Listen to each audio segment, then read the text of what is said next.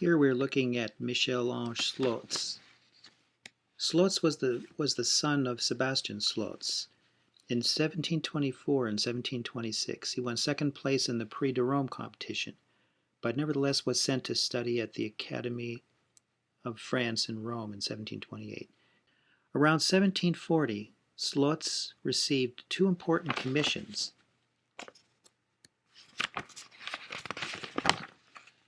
That confirmed his growing reputation in France and in Europe.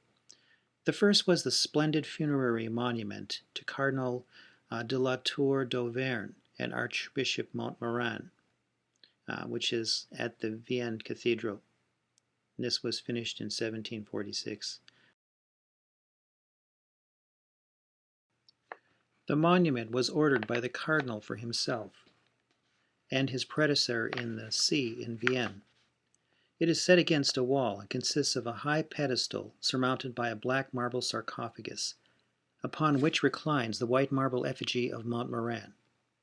The figure of La Tour d'Auvergne, swathed in cardinal's robes, appears to climb towards Montmorin, and behind them rises a steep pyramid in mottled gray marble with the smoking urn on top. On the left-hand side, a frightened Puto holds the coat of arms and writes in a large book. With its stately grace, it is one of the most striking monuments created by a French sculptor in the entire 18th century. Also accomplished is the large colossal marble statue for St. Peter's in Rome of St. Bruno, which was completed in 1744 on the site. With its lively contrapposto as the saint recoils from the bishop's mitre proffered by the Puto at his feet, and its beautifully arranged carved drapery, it is the finest of statues of the founders of the religious orders in St. Peter's Cathedral. It contrasts to these two essentially Baroque works in its delicate classicizing monumental style. In 1746, in spite of his success in Rome, Slotz decided to return to France, counting on his Roman reputation and the support of his brothers Sebastian Antoine and Paul Ambrose, to establish a career in Paris. But although he created at least one of his finest works in the second phase of his career, he did not achieve the success he deserved, perhaps partly because of the opposition of the influence of the Comte de Caylus, Caylus, who supported the more classicizing Edmond Bouchardon, and his pupil Louis-Claude Vasse, V-A-S-S-E, accent aigu.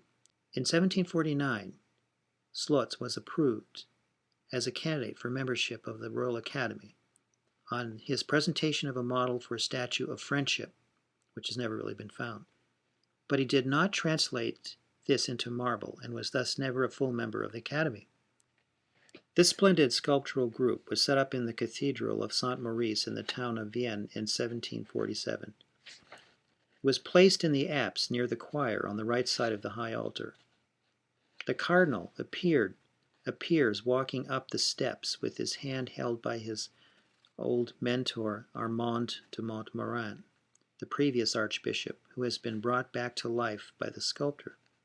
This theme of the episcopal succession was suggested by the cardinal himself. Against the narrow pyramid, Montmorin reclines on a red-brown cushion and robe. The figure of Montmorin is striking for its clarity and precision. The pointing right hand and the quick turn of the head with his penetrating sharp features, somewhat inflated nostrils, perceptibly raised eyebrows, pressed lips, and penetrating eyes with deeply drilled pupils. He seems to stare at the cardinal with a look of recognition. Montmorin almost seems to casually sit on his tomb with one leg flung out over the marble and another tucked under his body. The two men with lively glances seem to make eye contact and create a very lively interaction between the past and the present.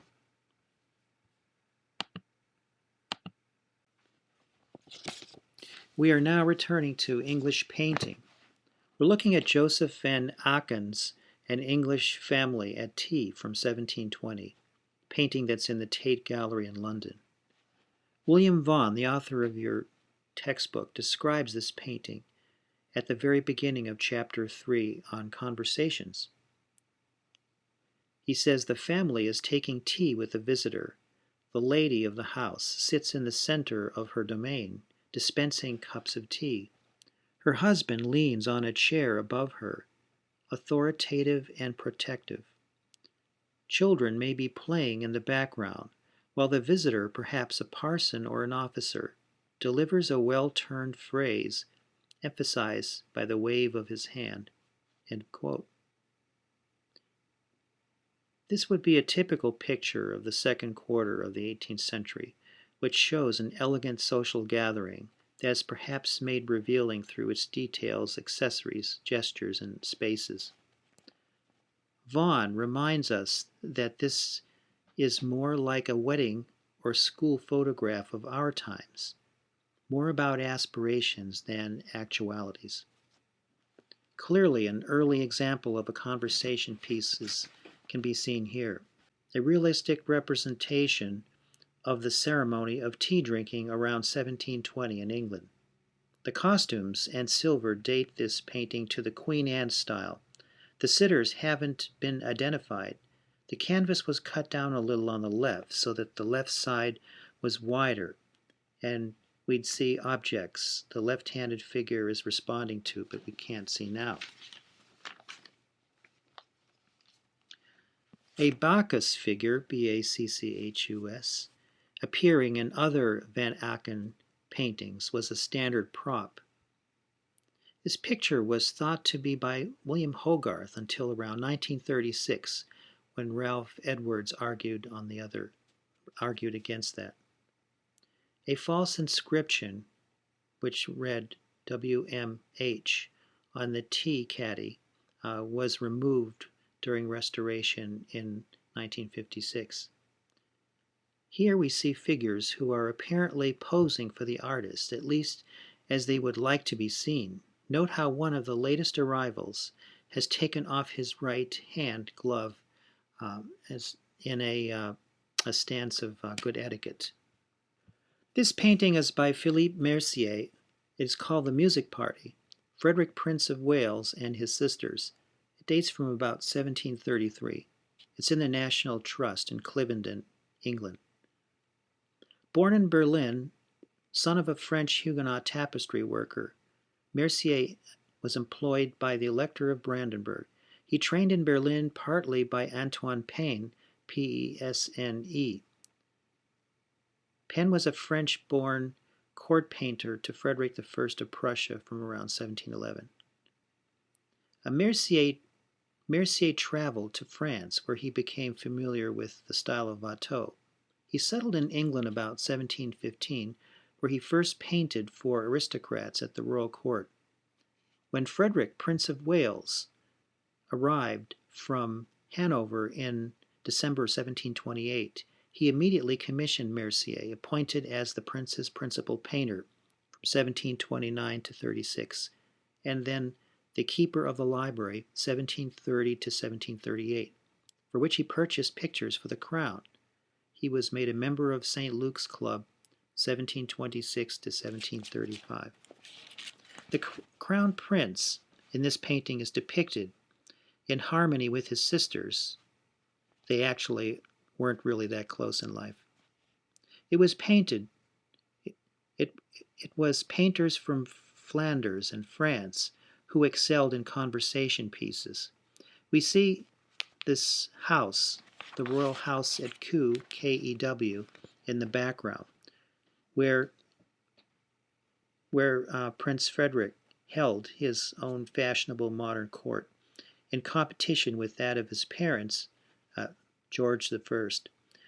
We see rustic gardens and wooded parks, partly enclosing the intimate scene, in imitation of a painting by Watteau. Frederick is playing the cello in company with his three older sisters, Anne, the royal princess, at the harpsichord, and Princess Caroline with the mandorla, a form of flute. And then we see Princess Amelia listening with a volume of Milton in her lap. Behind is the Dutch house at Kew, the home of Princess Anne before her marriage to Prince William of Orange in 1734. The smaller version of this painting is illustrated in Vaughan's book, which is in the National Portrait Gallery. There's a third variant in the Royal Collection. All three are close in date. The prince wasn't even on speaking terms with the Princess Anne throughout 1733. This was probably painted for appearances. The prince is learning to play bass viol in 1732-33 with great enthusiasm, and contemporaries actually described him playing the violoncello, which we see here, to his staff at Kensington in the summer of 1734. We see a sense of naturalistic informality in the carefully and convincingly posed figures of this painting.